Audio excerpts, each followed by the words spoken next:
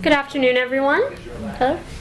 My name is Marcy, and on behalf of Harvard Bookstore and Radius at MIT, I'd like to welcome you to today's event with Nan Levinson for discussion of her book, War is Not a Game, The New Anti-War Soldiers in the Movement They Built. Nan currently teaches journalism and fiction writing at Tufts University and contributes to Huffington Post, blogging about military and anti-war issues. Now please join me in welcoming Nan Levinson. I actually think that this talk should be called Winter in Boston is Not a Game. And I appreciate everyone coming out in this crummy weather. I'm happy to be here for lots of reasons, but Boston is particularly appropriate for a lot of reasons. Iraq Veterans Against the War, which is the focus of the book, War is Not a Game, began in Boston during the 2004 Democratic National Convention. That's when John Kerry was nominated, and that has special significance too, because as you probably recall, that's when he really entered onto the political stage. He was then a veteran against the Vietnam War. During something called Dewey Canyon 3, which was an encampment of veterans on the National Mall, Kerry appeared before Congress and demanded, "How do you ask a man to be the last man to die for a lie, for a mistake?" That's kind of rather telling, a slip of the tongue, I'm afraid. A lot of the members of Veterans for Peace, which helped birth IVAW, knew Kerry back in the day, and they were thinking about this question as early as 2004. Boston is also where Military Families Speak Out began a couple years before that, and it was based here for most of its existence. And all of these groups figure into War is Not a Game. I'm also happy to be here because it's not Veterans Day, and we're still talking about soldiers and veterans and war, and that, in fact, is very rare. A couple of weeks ago, I finally got to the MFA to see the Goya Exhibit. It was about to close, and there was this incredibly long line, and I kept thinking, I'm out of my mind to be waiting for an hour to do this. But at one point, the line snaked through a hall with an exhibit of recruiting posters for World War I. They were mostly from the US, but they were also from Britain and Russia, and I think Germany. The line went faster at that point, and I don't speak German. There was a lot of jingoism and demonizing of the enemy, as you would have expected. But what struck me most was the assumption, the certainty, that everyone in this country was involved and concerned about the war in some way. And how different that was from what it's been like for during our much longer wars during this century. The President, in his State of the Union address, noted among his accomplishments the end of combat missions in Afghanistan and Iraq. That's great, and it's about time. But according to one count by a good source, in the last fiscal year, we put Special Operation Forces, Navy SEALs, Delta Force, Army Rangers, Green Beret, and the like, in 133 of the world's 196 countries. Both of those numbers are up for debate, but I'm going to stick with them for the moment. Some of these were for training, or reconnaissance, or rescue missions, and there was a Special Forces competition in Colombia where 16 countries competed. It was kind of a Super Bowl of super killers, as far as I could tell. But many of the missions were combat missions. These were mostly black ops. In other words, we're not supposed to know about them. But as a kind of New Year's greeting, following this stuff can get kind of obsessive. I put together a list of operations the U.S. has conducted over the quarter century that we do know at least something about. I put that up on Huffington Post in part because I really liked the names. They were so glorious and noble and hopeful. Of the 25 I found, here's a rundown of the ones that are still going on. Operation Octave Shield in the Horn of Africa, which began in 2002. Operation Juniper Shield in the Sahara Desert since 2005. Operation Enduring Freedom, Caribbean and Central America, that began in 2008, and it's pretty bare bones by now. Operation Atlantic Resolve, that's in Eastern Europe since last spring. Operation Resolute Support, that's a new name for whatever we're still doing in Afghanistan. It replaced Operation Enduring Freedom this past New Year's Eve. It's quite a new one. Operation Copper Dune, which I think is the name of a joint operation that's been going on in Yemen, involving drone strikes, among other things. I don't know what's happening there since the government was overthrown last week. And then there's Operation Inherent Resolve, which, in an irony too great to be amusing, involves 3,000 or so U.S. troops we're calling advisors, who we sent back into Iraq last fall to reclaim territory that U.S. troops reclaimed in 2004 and 2006 and 2007 from what we called Iraqi insurgents.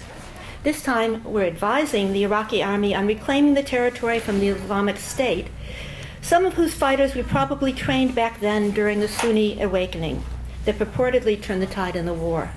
And, another irony alert, some of the weapons which ISIS seized in Syria and Iraq may have originally come from the United States. The president now wants Congress to pass a new authorization for use of military force there. Most of that isn't included in War is Not a Game. It's happened more recently. But the echoes can get deafening and confusing. The thing is, War is Not a Game isn't a war book.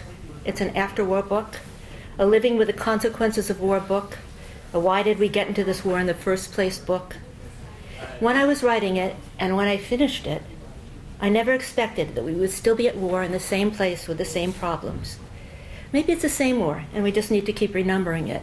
Iraq 1, Iraq 2, Iraq 3.0.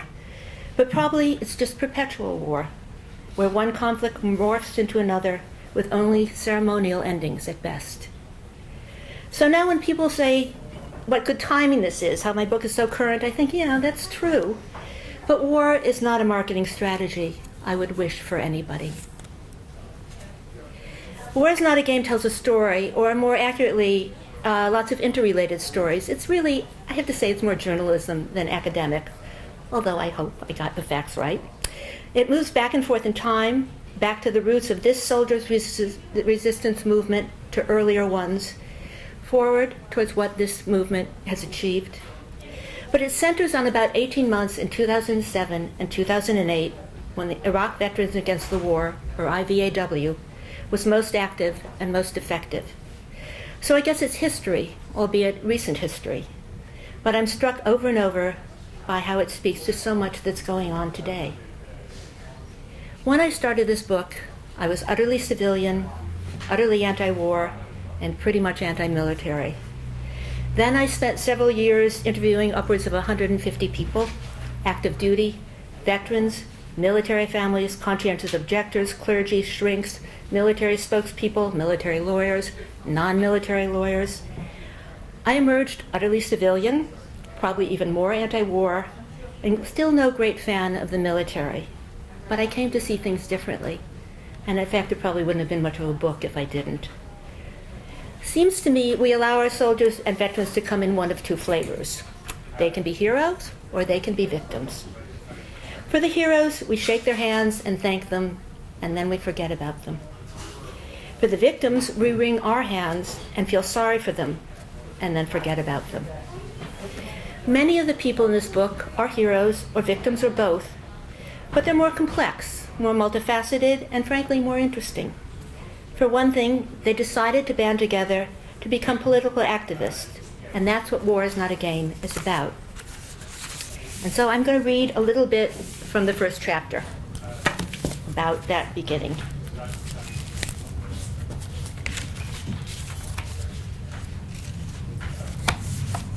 Chapter is called Name for Bullshit, with a little gallantry on the side.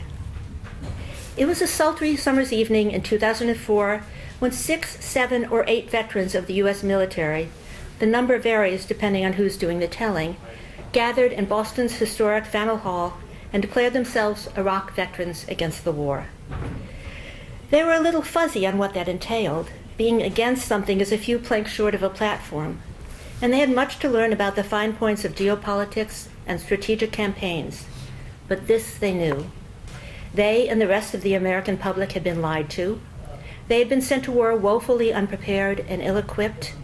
Victory wasn't around any foreseeable corner, and the bloodshed, growing, not receding, would ensnare American soldiers in shameful acts which would haunt them for years and create a generation of enemies among the people they were mistreating. Most important, as comrades against arms, they would do whatever it took to bring an end to the ugly, misbegotten war they believed would change them and their country forever.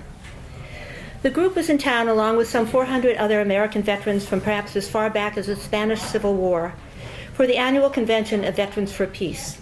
then a 19-year-old organization, drawing renewed vigor from its opposition to the war in Iraq. VFP had chosen Boston for its convention site to dovetail with the Democratic National Convention, where Barack Obama, a junior senator from Illinois, would introduce John Kerry, a Vietnam veteran who had once pleaded compellingly for peace, as the party's presidential nominee. That's the birth narrative, repeated whenever IVAW's story is told. The convention, the cradle of American liberty, the passing of the torch from veterans who had sworn that they would never let what had happened to them happen to another generation of soldiers. Now that history was repeating itself, they regretted how little had been learned. Most accounts cite 8 founding members of IVAW, but only 6 made it to Boston for the launch. It was July 23rd, my birthday. There were 6 of us, says Michael Hoffman, proceeding to name 7.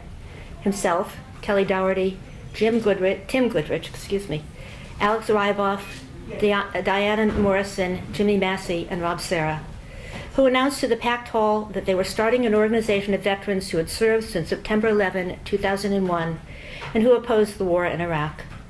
6 of the founders had met for the first time as a group that day at a workshop called Iraq Veterans Sound Off, where an audience of about 150 heard them tell their experiences in Iraq and Afghanistan. Some had never spoken in public before, but made eloquent by the rawness and urgency of their message. They had stunned their listeners, and emotions were running high. Now it was time to take their stories to a larger audience. Skipping a bit. On Friday morning, the second day of the convention, the Iraq Veterans Sound-Off workshop was held in a crowded, windowless room in Emerson College in downtown Boston. One by one, Hoffman, Dougherty, Morrison, Ryboff, Massey, and Goodrich talked about troops being inadequately equipped and trained. They described the futility of the mission and their frustration, embarrassment, and despair that they could offer so little to the people whose lives they were turning upside down. Often, the U.S. troops got in the Iraqis' way, said Morrison, treating them like criminals in their own country. She held up a graceful hand to illustrate that the signal Americans used to mean stop is read by Iraqis as a gesture of greeting. She had just recently learned about that simple point of miscommunication, she said, long after it might have saved Iraqis' lives. Ryboff, whose family had left Ukraine shortly after the collapse of the Soviet Union, said that in that country, when the government lied, the people knew what was going on, whereas in the United States, the government, quote, tries to sweep things under the rug and convince people that they're part of these great causes and stuff to bring democracy to the rest of the world. And Massey, apologizing for being a long-winded Southerner, undermined that demurral with a zinger. I was trained to be a killer, and I loved my job. The testimony of the 6 Iraq veterans was a litany of horrors and regrets, but also of determination to do better. For them, ending war was not one choice from a smorgasbord of causes, but the cause. When they volunteered for the military, they may have been among the last people of their generation to believe in duty and honor and the grand idea of America. But by the time they got to Boston, they were disillusioned with the pretext and promises of their leaders, military and civilian. Political activism feeds on the energy of common purpose. It may also give meaning to experience or loss, and especially important for these young veterans, it could return to them some sense of control over their lives. In putting their anger and resentment to use, they began to feel that they could accomplish something as they had seldom felt in Iraq. You could hear a pin drop, recalled Frank Corcoran, an older veteran who was in the audience for the Iraq Vet Sound-Off. I remember having to leave to catch my breath. And then it was Friday evening, time for the big announcement. The Great Hall, the second-floor meeting room in Faneuil Hall, is a kind of soaring public space that makes you want to be a better citizen.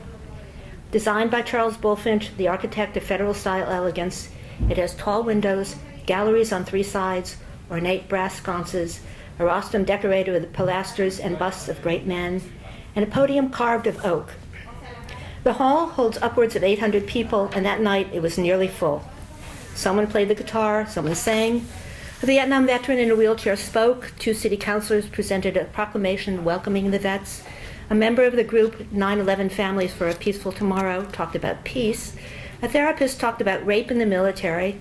Members of Military Families Speak Out held photo collages of the 900 U.S. war dead, while behind them, a woman dressed in colonial garb hoisted an American flag on a pole until she got tired and plopped it on the floor like a mop. Finally, 2.5 hours into the program, the 5 young veterans mounted the stage. Hoffman took the microphone and announced the launch of Iraq Veterans Against the War to a wall of applause. When it died down, he iterated the organization's 3 goals: bring the troops home now, see that those who served receive the benefits promised them when they enlisted, and ensure that Iraq be rebuilt and its governance returned to its people. Those goals were honed over time and accomplished only sporadically, but they remained a remarkably consistent beacon since that first night when anything seemed possible. Over the coming year, this tiny group multiplied. By September, 40 veterans had joined. By October, it was 60. And when IVNW met the following summer at another VFP convention, 137 members were on the books. Feeling their way, these newly minted activists would testify in public, commiserate in private, persuade over late-night beers, sometimes even speak from beyond the grave. This is what happened. This is what matters, they insisted to anyone who enlisted. Do something. And as they challenged policy, refused orders, bore witness, collected injustices, risked arrest, reckoned the costs, and laid on a little harmony for their fellow whistlers in the dark, they came to realize that they were creating a political movement. They called it the New GI Resistance. So, IVIW turned 10 this summer. I'm not sure I expected them to last that long. I'm not so sure they expected themselves to last that long either. It's small, about 2,000 members with a lot of turnover, but it had an influence disproportionate to its size. And I think it's really useful to remember that it takes time to change ideas and opinions. So I suppose part of what makes IVAW worth noting is that they're in it for the long haul. For the first few years, the group supplied speakers for whatever gathering required a little battle cred. They marched and chanted with the best of them. They supported individual resistors and conscientious objectors, and they took part in Camp Casey, the encampment near the Bush summer home in Crawford, Texas, that was named for Cindy Sheehan's son, who had died the year before. Then, in 2007, they cohered into a nationally prominent organization, or they cohered as much as any group made up mostly of young, brash, newly returned veterans could be. About 100 veterans members met at another convention, this one in St. Louis in 2007, and that's when things really took off. The time was right. Popular opinion had turned against the war, which was getting bloodier and proving to be unwinnable by any standards. Interestingly, one IVAW observed that the public was against the war, but not for the same reasons that they were. Also, enough soldiers had returned from Iraq and Afghanistan, feeling betrayed and dismayed, to reach a critical mass, and so things started popping. They did counter-recruiting at schools. They like to call it truth in recruiting. They tried something called recruiter-recruiter. I like this one a lot. The idea was that you went to a recruiting session and you monopolized the recruiter with enough irrelevant questions that there would be no time left over for the person to actually recruit others. And it worked for a while, but then the recruiters caught on, so they moved on. They educated themselves and others about the root causes of war and the potential for direct action. They created blogs. They experimented with forms of art that encompassed their war experiences. My favorite is something called combat paper. This is so cool. It takes discarded military uniforms and it makes them into pristine art quality paper. That's a metaphor really far too good to make up. The paper is then used for art prints, sculpture, chapbooks, and I've recently learned of someone in California who has created cutout dolls to tell the stories of women veterans using the paper. IVAW also supported members caught in stop loss or called up for redeployment from Individual Ready Reserves, or IRR. Stop loss was a presidential order that let the Army and Marines keep people in active duty past the terms of their contract. And IRR is a list you're put on for the inactive part of your contract, where you're essentially a civilian. That was something that caught the case of 2 IVAW members, Liam Madden and Adam Kokesh, who were threatened by the Marines with punishment for their anti-war activities after they had been discharged from active duty and considered themselves civilians with full First Amendment rights. You have more limited free speech rights when you're in uniform. So, as I hung around with these veterans and watched them grow as activists, I began to wonder about the relationship between political activism and mental health. I had heard enough testimonies along the line of IVAW saved my life to think there was something there, but I know the limits of anecdotal evidence, and I'm very wary of confirmation bias. So, like a good researcher, I started searching for more fact-based research on the topic. I never did find any. Actually, somebody pointed out to me that that's not the sort of research that gets funded. But I did find other tantalizing, intriguing, sometimes scary, but significant thinking that related to the question. And of course, the Psyches of Veterans is another thing that continues to resonate. Here's a for instance. The Army just came out with a report that found that they couldn't have flagged one specific thing that drove a soldier who had spent a few months in Iraq to shoot up Fort Hood last April. His name was Lopez. He killed 3 people and wounded 6 others, and then he killed himself. That actually wasn't as bad as the mass shooting there in 2009 when an Army shrink killed 13 people and wounded 32. They both bought their weapons from a store called Guns Galore, another charming detail. The report noted that the Army's risk assessment relies on soldiers' self-reporting, and Lopez had been dishonest about that. Now, I imagine that a lot of civilians aren't all that candid about their mental and emotional states either. But there are added factors in the military that actively discourage acknowledging how bad you feel, or that lump everything, all suffering, under PTSD. That's become a kind of all-purpose catchphrase. It's kind of like Alzheimer's for all forgetfulness over 50. And then, of course, in the Army, everyone has easier access to and familiarity with weapons. So it turns out that this whole mental health thing could be a book on its own. But for now, it's a chapter, and more is not a game. They call it Mad, Bad, Sad, and this is how it begins and how it ends. Let me find it.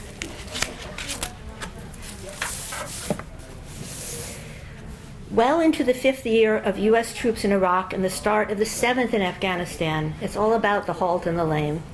On HBO, James Gandolfini, a.k.a. Tony Soprano, interviews badly wounded soldiers who have barely escaped death. On Boston's ABC affiliate, Andy and Ann Sapp tell how his PTSD pains their young daughter. In response to press queries, the Army admits to its highest rate of desertion in 27 years. There's the usual gauzy glory we swathe our soldiers in as we wave them off to battle.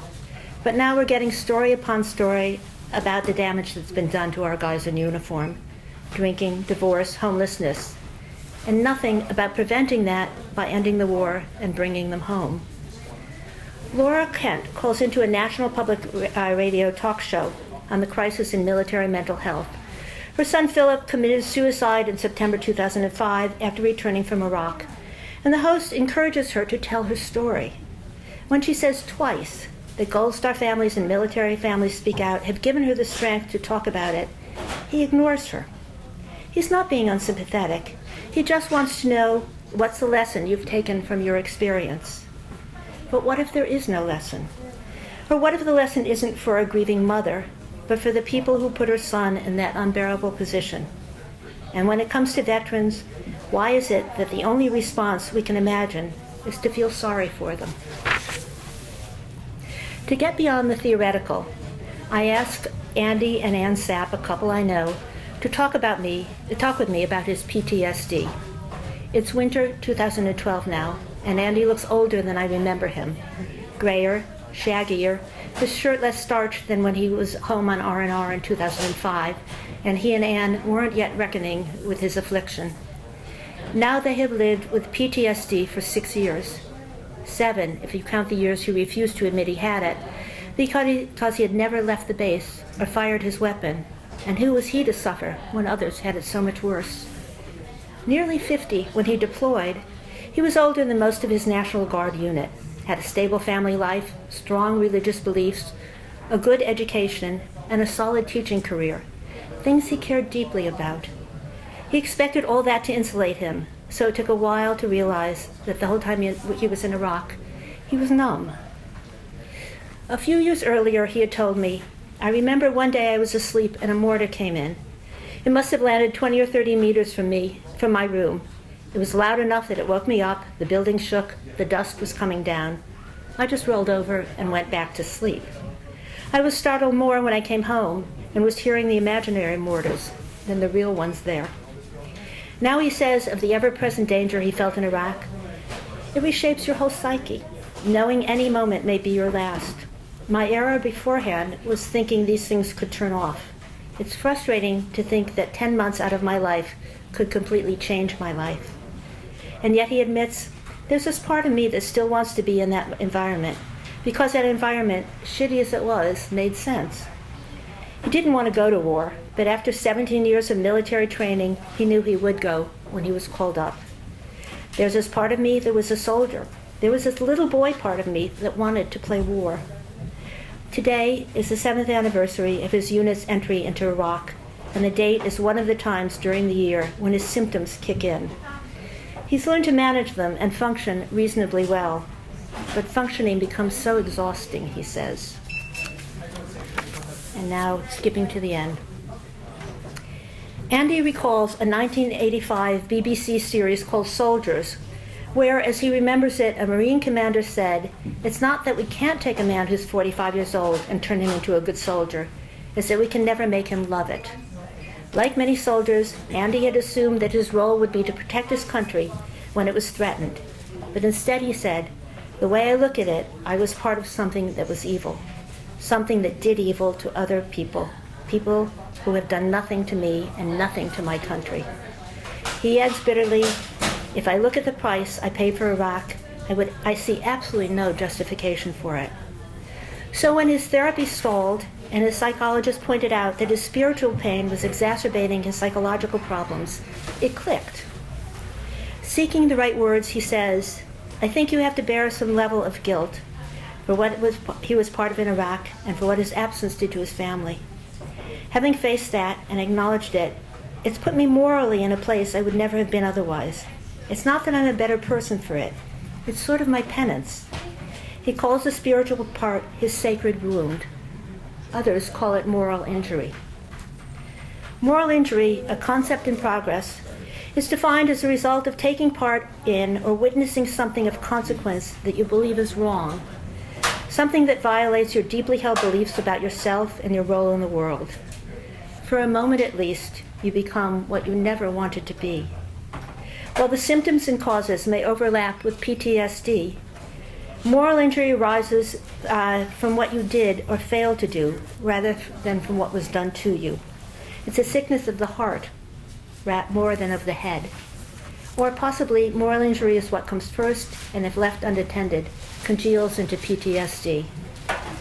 A couple of decades ago, Dave Grossman, a West Point psychology professor and former Army Ranger, wrote an eye-opening, bone-chilling book called On Killing.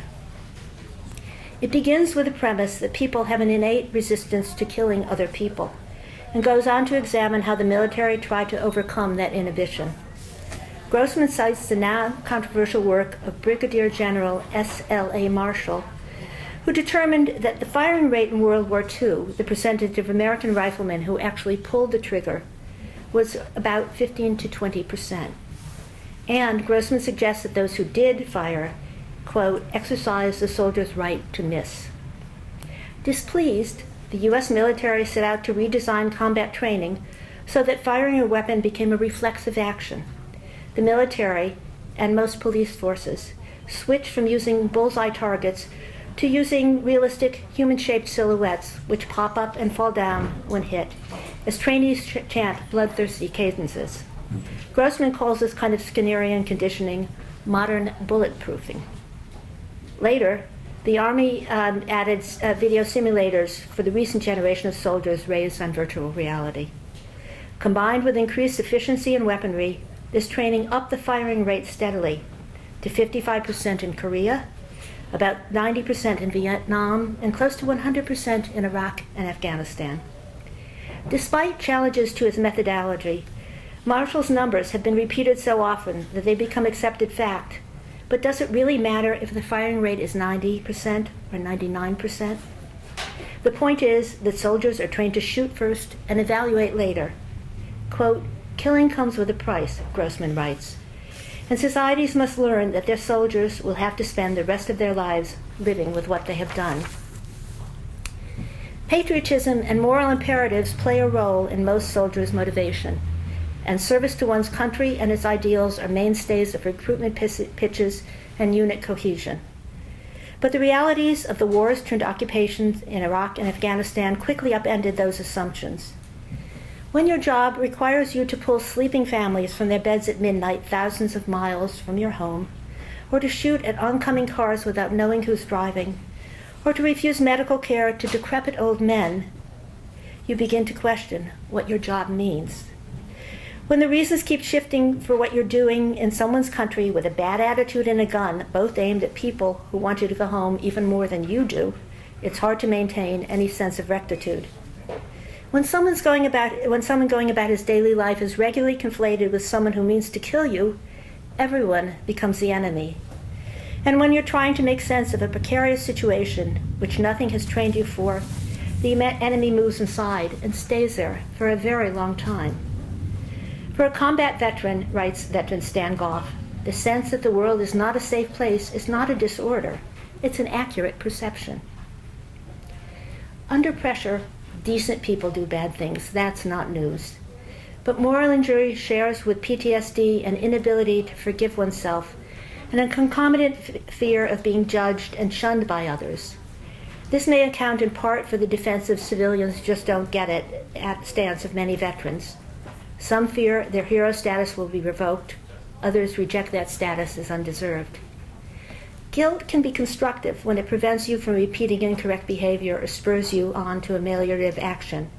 IVAW's members attest regularly to being motivated by it. And if we subtract the discomfort of guilt from warriors and war, we're in danger of creating a sizable group of sociopaths and a society I don't want to live in. Shame, on the other hand, can turn self-destructive and violent, the vet going postal stories that make headlines. Or it can be internalized in self-harming or risky behaviors. Elizabeth Spradlin, an IVAW member who worked as a nurse at a hospital in Colorado Springs after serving in Iraq, said, "I see a lot of the Fort Carson soldiers because we have the biggest trauma unit in the area. So when the violence happens to soldiers, when they take their own lives or motorcycle accidents where they're completely inebriated and just back from Iraq, I see that pretty much every day. Our ICU has 26 beds. There's always a soldier in one of them." Guilt, resistance, resilience, hope, words that keep popping up in these discussions about the hearts and minds of soldiers and veterans, imply some sense that the world is a place where justice eventually prevails. But moral injury challenges that belief. Faith in a rightly ordered world is probably hard for anyone who has been through war. It is particularly elusive for soldiers mired in a war they think was unjust and unjustified, a war they have come actively or passively to oppose and resist. In response to an article I wrote about moral injury, I received a long email from David Courtwright, a Vietnam veteran and lifelong peace activist who helped create the appeal for redress. After writing about his time in the Army, he finished, I had been placed in a situation that went against every moral fiber of my being, a fate I could not accept. The decision to speak out, once I had finally made the commitment to do what was necessary regardless of the consequences, turned out to be enormously liberating. I felt almost reborn. Radicalized is what we called it in those days. But it was much more than a political conversion. It was a deeply rooted spiritual awakening. I don't mean to imply any moral purity in describing what I did. I only mean to say that it was that fundamental, underlying sense of right and wrong, probably drummed into my brain by the nuns during my Catholic education, that somehow broke through the excruciating dilemma of the time and helped me to make what proved to be a life-saving and life-affirming decision to resist. In trying to heal from a moral injury, people struggle to restore their sense of themselves as moral beings. But the stumbling block for many veterans of recent wars is that their judgment about the immorality about their actions may well be correct. When you have done irreparable harm, feeling bad about your actions, haunted, sorrowful, distraught, diminished, unhinged, is human. Moral repair is linked to moral restitution, and taking responsibility for your actions is a step toward maturity. In an effort to waste neither their past nor their future, many veterans work to help heal their fellow veterans or the citizens in the countries they once occupied. Others work for peace, so the next generation of soldiers won't have to know the heartache of moral injury. Maybe that's the way the Army makes a man of you after all. Thank you. What inspired you to write this book? The short answer is I was so pissed off that we were going to war. Am I allowed to say that on tape? And I'm a writer, and so my way of dealing with my anger and frustration and despair was to write about it. But there's a little backstory to all of that, which is the book I wrote before that. This is called Outspoken Free Speech Stories. I read it. It's good. Thank you for that testimonial. And I had been following First Amendment issues for a while, and one of the chapters was about conscientious objectors during the first Gulf War, Gulf One. And I had nothing to do with the military. My standard story is the closest my family ever came was when my grandfather ran out the back door while the Russian army was at the front door trying to conscript him, and he kept running until he got to America. But I went down to Camp Lejeune for a hearing for those, one of the conscientious objectors. And it was my first experience at a Marine base or anything, and I was fascinated. So I did kind of keep track, and I do have it with some veterans. And I had a sense that when we were beginning to go to war, if there had been at least some resistance during that short surgical sort of war we had had, that something was going to go on this time. And so I started asking around, and I got deeper and deeper into it, and met wonderful people like Nancy Lesson, who was one of the starters of Military Families Speak Out, who just kept talking to me. And then I started meeting the veterans. And really, when I met the young vets, that's when I kind of knew that's what this story was going to be about. There are a lot of surveys of how soldiers or veterans feel or felt about the war, and they were sequential. And in fact, at certain points, it depends on what the questions were. Like the question, was it a mistake to go into Iraq? That, along with the general public, the numbers who said, yeah, it was a mistake, began to mount. And at some point, I think probably was a majority of whoever was surveyed, but this often were skewed in certain ways. They might be more officers, say, than enlisted men and women. There was never really a good survey of how many people would be. A lot of, I don't know how to answer this. The general sense is that by the end, no one wanted to be there. But that's very different from actually organizing to oppose the war. And so I guess the survey would be the numbers of members, and it was always tiny. One of the things that IVAW talked about doing, I'm supposed to repeat the questions, and I didn't do that, I'm sorry. The question here, was there ever any survey done about this kind of resistance within the military?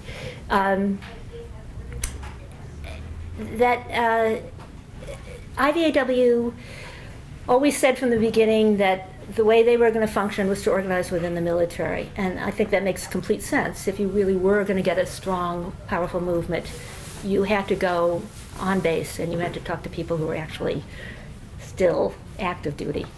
They did that on and off sporadically. It was hard for a lot of reasons. One of them is they didn't much want to go back on base. They have had and continue to have chapters on various bases, but those are also hard because people keep getting moved around, transferred in and out, so there's not much continuity. So I would say that probably 2,000 is the peak number, and that's what you could get, and it's tiny. The question was if we managed to reinstate the draft, which well, a national service bill. Okay. Yeah. National service, would that change people's relationship to or attitude about the wars? Is that accurate? Do you think that will be a plus for trying to communicate with people what war is about? You know, I I have such mixed feelings about that because I don't want a draft. And frankly, I don't want a larger military, and I want a lot less war. So I always have trouble saying, yeah, I think that would be a good idea. However, sure, it would make a difference.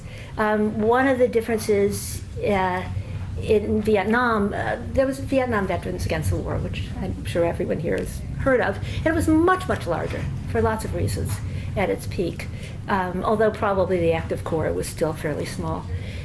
During that time, veterans circulated in and out of civilian society much more than they do. Now the military is really quite separate from most of us.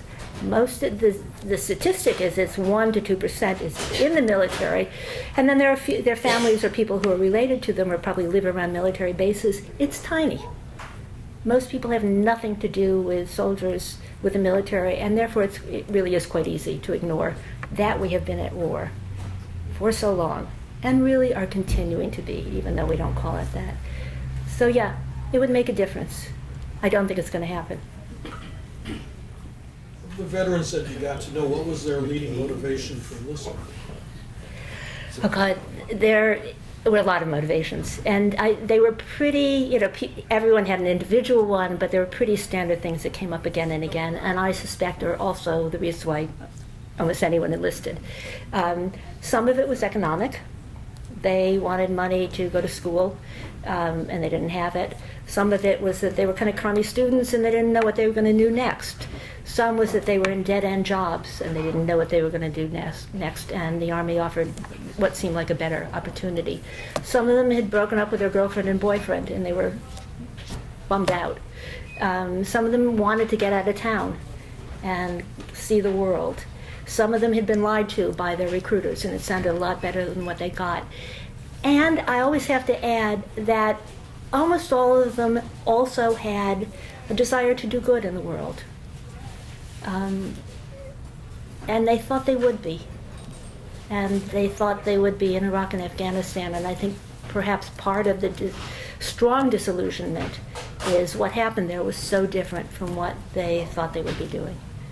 But the staff person for Military Families Speak Out, I gave her Nan's book for Christmas, and she wrote to a group of us saying that she just finished it. It was so intense. And for those who were in the book, that's who she wrote to, what did you think of it? And so one person who was an American sniper, not the one that they made the movie about, said, "I'm happy it came out, closest thing IVAW has to a history of the organization." Another member said, "I was at the reading Nan gave for the book's release. It was very well received by those who were there. Of all the interviews I've done over the years, I have to say that Nan has given the most accurate and thoughtful presentation of our conversations. I really enjoyed the stories she told of all my IVAW sisters and brothers. It made me proud to have been a relatively minor part of something so important." A Gold Star mom wrote, "I too am glad she wrote the book so well and carefully, recalling those intense and difficult days. I am grateful to have gone through it with so many good and decent people, though I wish to God none of us had to go through it." And from a Gold Star brother, his brother was killed in the war, he said, "I'm not sure I know how to read this book, to be honest. I feel like at least two people, the one before and the one after, maybe I'm a third one now. Which lens do you view this from? I don't know." Thank you. That's really very nice. I hadn't heard those. I have to say that I never knew, and I still don't until know what lens to view it from. It was, and the book is actually not a total downer. I want to add that, partly because the people involved with it in it were incredible. There was such energy and excitement and commitment and the sense that things were going to change and they were going to do something, even as, oh God, people were dying that they knew of, didn't know of, but knew, this other country they had never been to or had been to. And I realized the other day I was reading a part of it to a chapter of Veterans for Peace here. And as often happens, somebody said, a veteran, a Vietnam vet, said, we can't talk about this because we don't have the words for it. And then he proceeded to find the words to tell a horrific story. And I realized that I still don't know kind of how to compose my face as I listen to this stuff. And I don't know you ever learn. And in fact, I have a quote from a mother who Nancy knows, a mother of somebody who killed himself.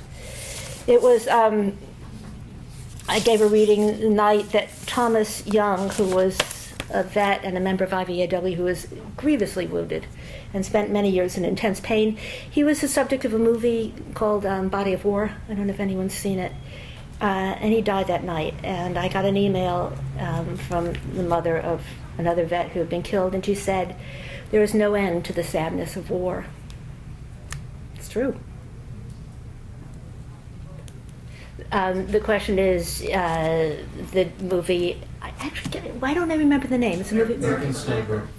Okay, about the sniper, Clint Eastwood's movie, and the vast popularity is true. I mean, it broke box office records as far as I can tell, in relation to my book, which is not breaking box office records yet. And what does that say about our society's attitude towards war? We glorify war. I mean, that essentially shows a soldier as both a hero and a victim, the two things that we reduce everything to. And this is not to say that soldiers aren't necessarily heroes or victims. They are. But that ignores this whole other part. I wonder if we glorify war more the farther we are from it. It certainly makes it easier to do that. And also, the reality is that I'm not aware of any anti-war movement that ever stopped a war. There may be some. I have to say that I think there was a lot of resistance to invading Syria, and that didn't happen, so there's something there. But I'm not sure I know of any others. So it's always kind of fighting a losing battle. It's really hard to talk about this stuff without using military metaphors. I kept trying not to, and you can't. You just constantly come back to them all the time. So I don't know. I mean, this is not a popular stance. I think it's really an important part of American history, and I think it will stand. I think over time, people will indeed read it and pay attention to it. But I don't think we're at that point. I know we're not at that point yet. Thank you all. It's lovely to have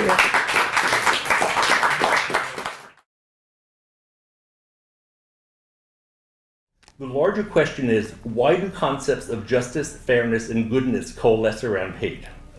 Why has hate and its attendant violence and reliance on retribution, the criminal legal system and the prison system, become so central to American culture?